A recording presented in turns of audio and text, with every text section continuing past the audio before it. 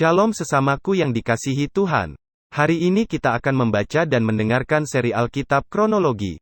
Selamat mendengarkan. Saul berumur sekian tahun ketika ia menjadi raja. 2 tahun ia memerintah atas Israel. Saul memilih 3.000 orang dari antara orang Israel. 2.000 orang ada bersama-sama dengan Saul di Mikmas dan di pegunungan Betel. Sedang 1.000 orang ada bersama-sama dengan Yonatan di Gibea Benyamin. Tetapi selebihnya dari rakyat itu disuruhnya pulang masing-masing ke kemahnya. Yonatan memukul kalah pasukan pendudukan orang Filistin yang ada di Geba. Dan hal itu terdengar oleh orang Filistin. Karena itu Saul menyuruh meniup sangkakala di seluruh negeri, sebab pikirnya, biarlah orang Ibrani mendengarnya. Demikianlah seluruh orang Israel mendengar kabar bahwa Saul telah memukul kalah pasukan pendudukan orang Filistin, dan dengan demikian orang Israel dibenci oleh orang Filistin. Kemudian dikerahkanlah rakyat itu untuk mengikuti Saul ke Gilgal.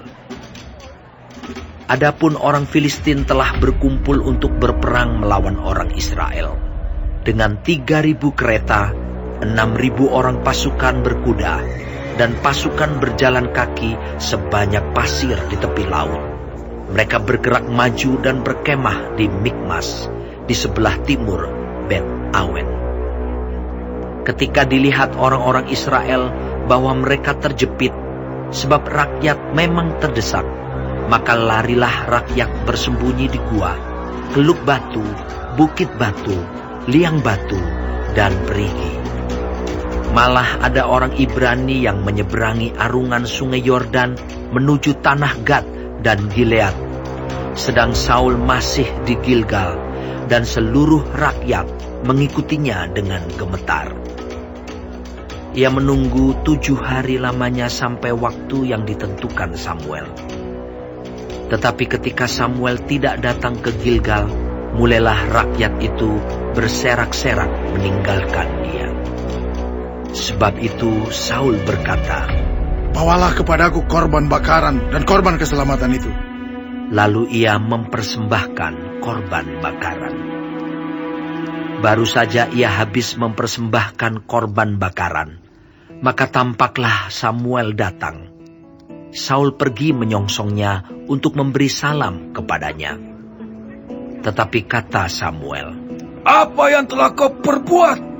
Jawab Saul, karena aku melihat rakyat itu berserak-serak meninggalkan aku, dan engkau tidak datang pada waktu yang telah ditentukan, padahal orang Filistin telah berkumpul di Mikmas.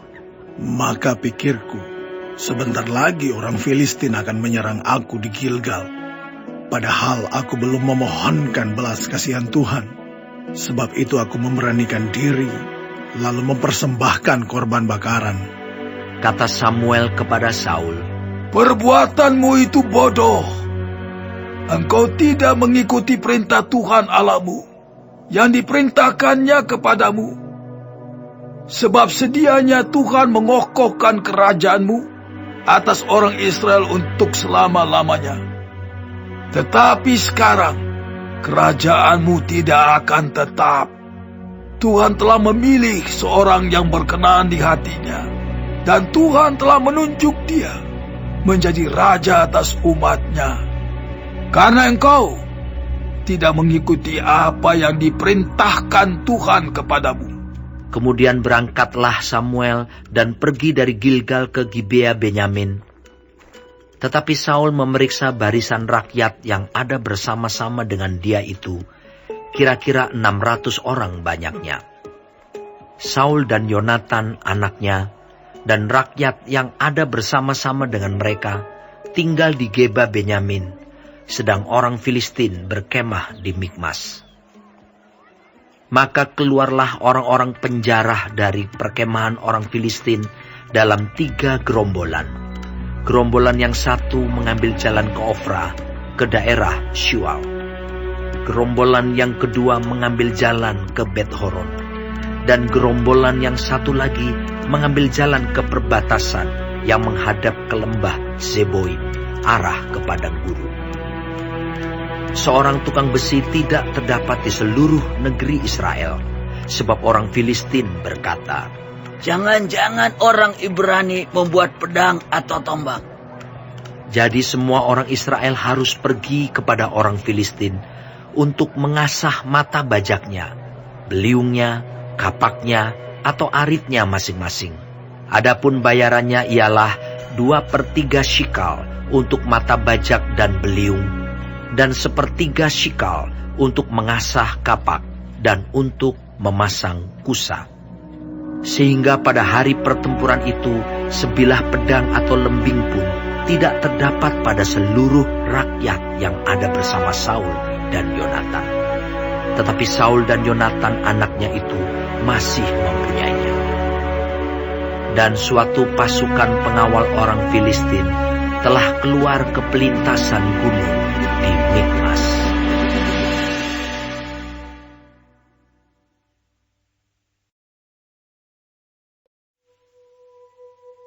Pada suatu hari, Yonatan bin Saul berkata kepada bujang pembawa senjatanya, "Mari kita menyeberang ke dekat pasukan pengawal orang Filistin yang di sebelah sana."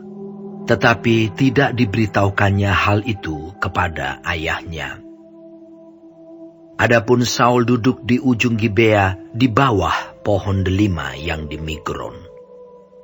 Dan rakyat yang ada bersama-sama dengan dia itu kira-kira 600 orang banyaknya. Ahia, anak Ahitub, saudara Ikabod, anak Pinehas, anak Eli, imam Tuhan di Silo. Dialah yang memakai baju efod pada waktu itu. Tetapi rakyat tidak tahu tentang perginya Yonatan itu. Di antara pelintasan-pelintasan bukit yang dicoba Yonatan menyeberanginya ke arah pasukan pengawal orang Filistin, ada ujung bukit batu di sebelah sini dan ada ujung bukit batu di sebelah sana. Yang satu bernama Bozez, yang lain bernama Sene. Ujung yang satu berdiri di sebelah utara di tentangan Mikmas, yang lain di sebelah selatan di tentangan Geba. Berkatalah Yonatan kepada bujang pembawa senjatanya itu, "Mari kita menyeberang ke dekat pasukan pengawal orang-orang yang tidak bersunat ini. Mungkin Tuhan akan bertindak untuk kita, sebab bagi Tuhan tidak sukar untuk menolong, baik dengan banyak orang maupun dengan sedikit orang." Lalu jawab pembawa senjatanya itu kepadanya, "Lakukanlah niat hatimu itu. Sungguh, aku sepakat," kata Yonatan. Perhatikan, kita menyeberang ke dekat orang-orang itu dan memperlihatkan diri kita kepada mereka. Apabila kata mereka kepada kita begini, "Berhentilah sampai kami datang padamu," maka kita tinggal berdiri di tempat kita dan tidak naik mendapatkan mereka. Tetapi apabila kata mereka begini, "Naiklah kemari," maka kita akan naik. Sebab kalau demikian, Tuhan telah menyerahkan mereka ke dalam tangan kita. Itulah tandanya bagi kita. Ketika mereka keduanya memperlihatkan diri kepada pasukan pengawal orang Filistin, berkatalah orang Filistin itu, Lihat! Orang-orang Ibrani keluar dari lubang-lubang tempat mereka bersembunyi. Orang-orang dari pasukan pengawal itu berseru kepada Yonatan dan pembawa senjatanya. Katanya, "Naiklah kemari, maka kami akan menghajar kamu." Lalu kata Yonatan kepada pembawa senjatanya, "Naiklah mengikuti aku, sebab Tuhan telah menyerahkan mereka ke dalam tangan orang Israel." Maka naiklah Yonatan merangkak ke atas dengan diikuti oleh pembawa senjatanya. Orang-orang itu tewas terparang oleh Yonatan, sedang pembawa senjatanya membunuh mereka dari belakangnya. Kekalahan yang pertama ini yang ditimbulkan Yonatan dan pembawa senjatanya itu besarnya kira-kira 20 orang dalam jarak kira-kira setengah alur dari sepembajakan ladang. Lalu timbullah kegentaran di perkemahan, di padang, dan di antara seluruh rakyat. Juga pasukan pengawal dan penjarah-penjarah itu gentar, dan bumi gemetar sehingga menjadi kegentaran yang dari Allah.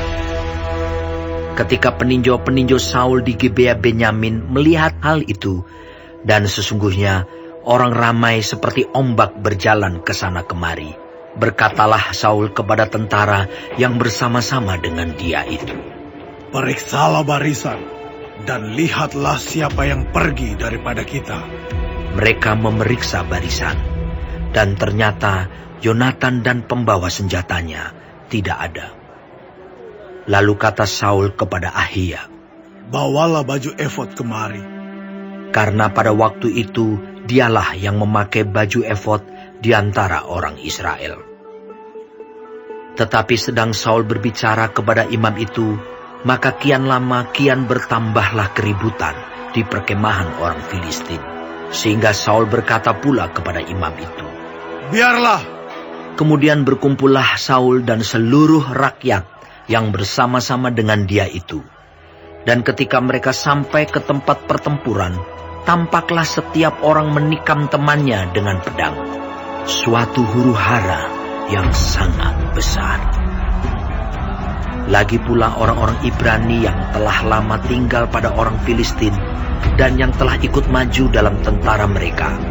Mereka juga berbalik untuk bergabung dengan orang-orang Israel yang ada bersama-sama dengan Saul dan Yonatan.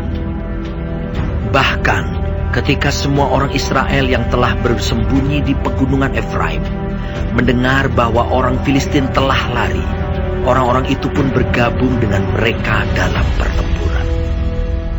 Demikianlah Tuhan menyelamatkan orang Israel pada hari itu. Pertempuran itu meluas sampai lewat Bet Awen.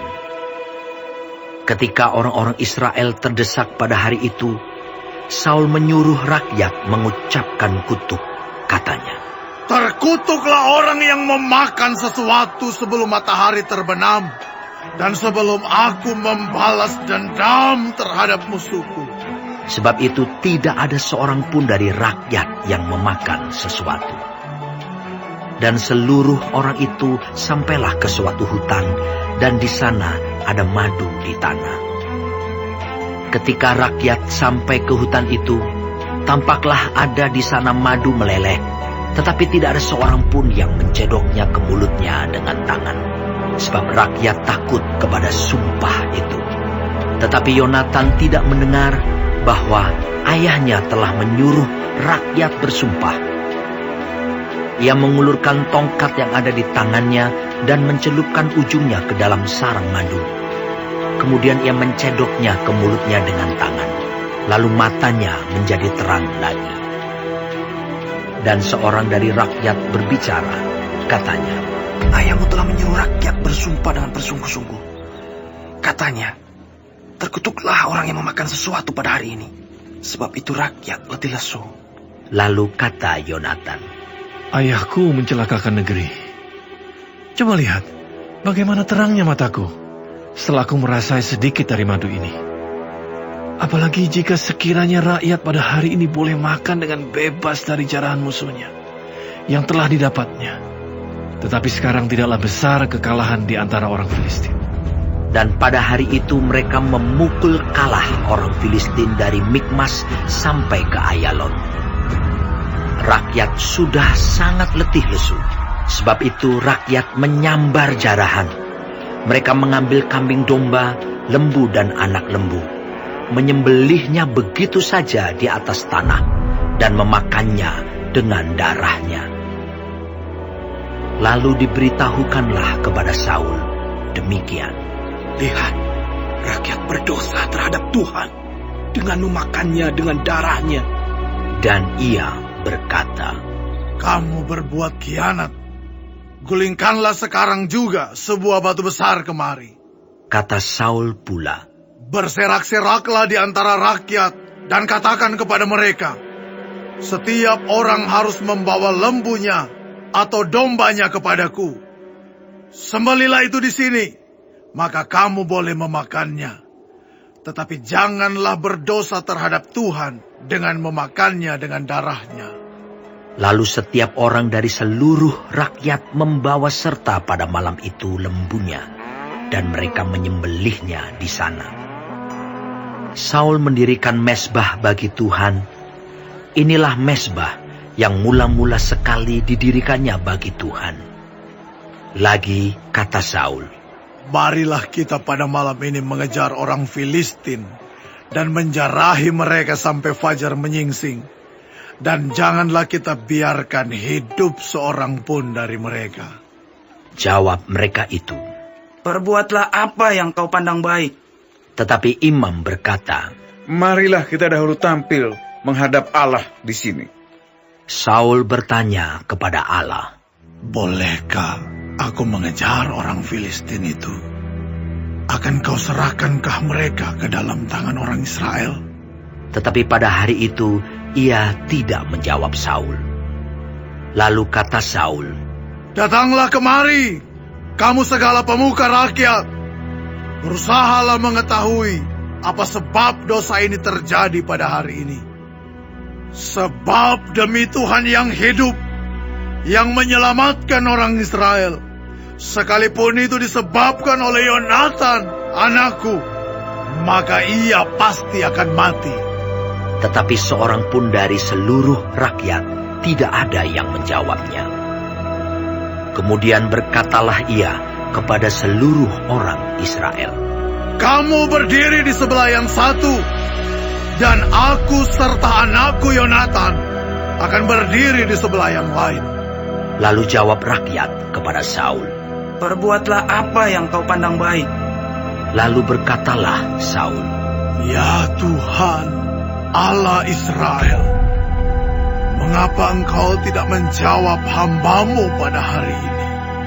Jika kesalahan itu ada padaku atau pada anakku Yonatan, ya Tuhan Allah Israel, tunjukkanlah kiranya Urim. Tetapi jika kesalahan itu ada pada umat-Mu Israel, tunjukkanlah Tumim. Lalu didapati Yonatan dan Saul, tetapi rakyat itu terluput. Kata Saul, Buanglah undi antara aku dan anakku Yonatan. Lalu didapati Yonatan. Kata Saul kepada Yonatan, Beritahukanlah kepadaku apa yang telah kau perbuat. Lalu Yonatan memberitahukan kepadanya. Katanya, Memang, aku telah merasai sedikit madu dengan ujung tongkat yang ada di tanganku. Aku bersedia untuk mati. Kata Saul, Beginilah kiranya Allah menghukum aku, bahkan lebih daripada itu. Sesungguhnya Yonatan, engkau harus mati. tetapi rakyat berkata kepada Saul, Masakan Yonatan harus mati? Dia yang telah mendapat kemenangan yang besar ini di Israel. Jauhlah yang demikian. Demi Tuhan yang hidup, selai rambutmu dari kepalanya takkan jatuh ke bumi. Sebab dengan pertolongan Allah juga dilakukannya hal itu pada hari ini. Demikianlah rakyat membebaskan Yonatan, sehingga ia tidak harus mati. Maka pulanglah Saul setelah mengejar orang Filistin, dan orang Filistin itu pun kembali ke tempat kediamannya. Setelah Saul mendapat jabatan raja atas Israel, maka berperanglah ia ke segala penjuru melawan segala musuhnya, melawan Moab, Bani Amon, Edom, raja-raja negeri Zoba, dan orang Filistin. Dan kemanapun ia pergi, ia selalu mendapat kemenangan. Ia melakukan perbuatan-perbuatan yang gagah perkasa, memukul kalah orang Amalek, dan melepaskan Israel dari tangan orang-orang yang merampasi mereka. Anak-anak lelaki Saul ialah Yonatan, Yiswi, dan Malkisua. Nama kedua anaknya yang perempuan, yang tertua bernama Merab, yang termuda bernama Mikal. Istri Saul bernama Ahinoam, anak Ahimaas. Panglima tentaranya bernama Abner, anak Ner, paman Saul. Kis, ayah Saul, dan Ner, ayah Abner, adalah anak-anak Abiel. Hebat peperangan melawan orang Filistin selama zaman Saul. Dan semua pahlawan dan orang gagah perkasa yang dilihat Saul dikumpulkannya kepadanya.